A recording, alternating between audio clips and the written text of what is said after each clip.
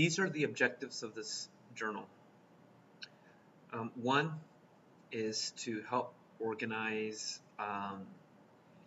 future projects and events. And two is to record memories in the past. I know this is something that I've wanted to do for a while, keep these video journals and logs. I've known that I've had to get started eventually to be honest with you, for at least a couple of years. And I've just been putting this off because I don't know why. Two major objectives that I have with this program that I want to get started with. One is if I can get something that at the very least can start going towards the direction of artificial intelligence. It deserves its own video. And maybe that'll help me get more used to this, more comfortable with this in front of a little camera here.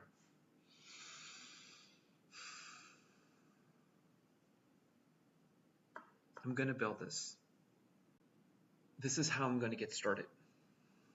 I want to get started with, at the very least, using the Unreal Engine to provide the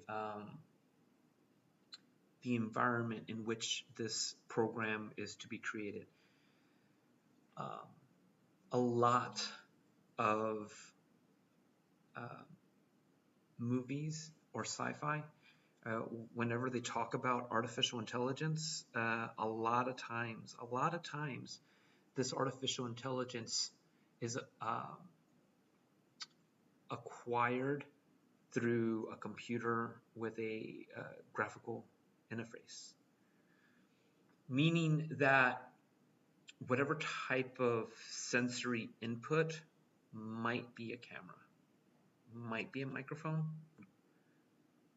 and then that would be it. The artificial intelligence would be blind to the world, to the side of the hardware.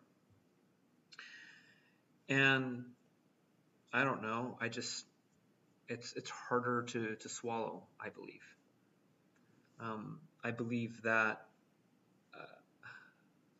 a part of our self-awareness, or just general consciousness, a big part of it is our sensory inputs that we're getting. It's not our thoughts. Sometimes our thoughts are heavily impacted by our sensory input. They're not independent. And who knows how much of it's being factored in. Probably, I guess it would vary depending on the emotional state of the individual, on how susceptible someone would be towards external stimulus. It would be odd to say that you couldn't get a artificial program working without a camera. You would think, oh, well, it would know that it didn't have a camera and it could just turn it on, kind of like you see in the movies where you have one artificial intelligence just automatically know how to use all this stuff. But I would say that a good foundation would be to include as many different stimuluses, to have that included in part of the program. And that would help with the random aspect of what a program would have to be convincing, would be the artificial stimulus. Because otherwise, if it's self-contained in a certain way, then it could become predictable, I would imagine.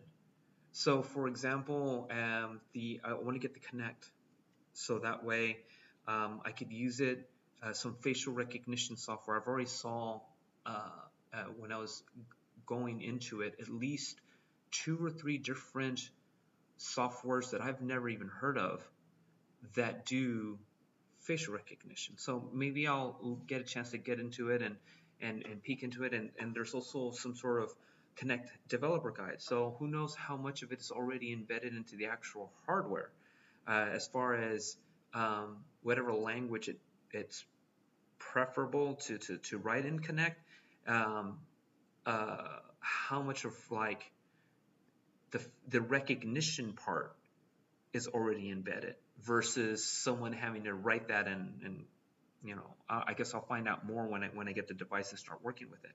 But the input that you would be getting from the Kinect, uh, I wouldn't want the program to be able to run without it.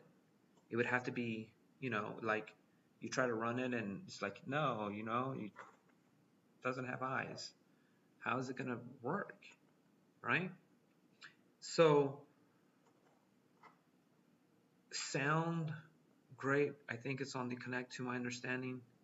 Um, Amazon has a device called Echo, far field microphones, I believe. I'll figure that. I think I'm going to go ahead and end this video. I'll edit it out and see what actually makes it into the final cut.